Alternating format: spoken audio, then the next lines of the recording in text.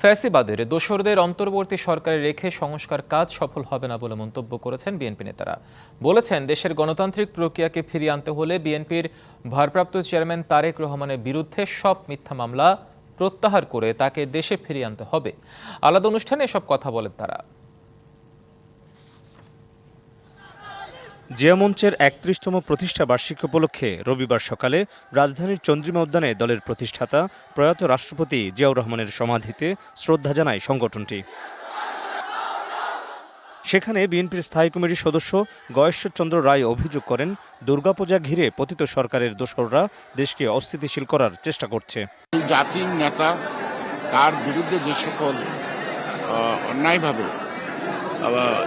রায় দেওয়া হয়েছে, মামলা দেওয়া হয়েছে, আমি বিশ্বাস করতে চাই এই সরকার অচিরেই প্রতিবন্ধকতাগুলি দূর করবে এবং তাদের মামলাগুলি প্রত্যাহার করে গণতান্ত্রিক চলার পথকে সুগম করবে এবং বাংলাদেশের রাজনৈতিক নেতৃত্ব যাতে বিকশিত হয় সেদিকে তারা খেয়াল রাখবে।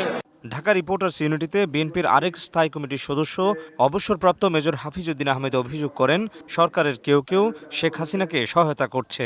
অত্যন্ত বিনয়ের সাথে বলতে চাই, তার আরো কেয়ারফুল হওয়া উচিত ছিল। এই উপদেষ্টা পরিষদের অর্ধেকেরও বেশি তারা এই বিপ্লবী চেতনা ধারণ করেন না। রাজশাহীতে দলের সিনিয়র যুগ্ম মহাসচিব রুহুল কবির রিজভী বলেন, সরকারে ফ্যাসিবাদের দোসরদের রেখে সংস্কার কার্যক্রম সফল হবে না। তার যে ফ্যাসিজম, তার যে লুণ্ঠন, তাকে দানব করা, এইটাকে যারা সমর্থন করেছে তারা তো গণতান্ত্রিক আন্দোলনের একটি বিপ্লবের সরকারকে কখনোই সমর্থন দিতে পারে কি? তাহলে তারা যদি আজকে ক্যাবিনেট সেক্রেটারি হয়, তারা যদি আজকে বিভিন্ন সচিব হয়, বিভিন্ন যে সংস্কারের কথা বলছেন, এই সংস্কার তো বাস্তবায়ন হবে না।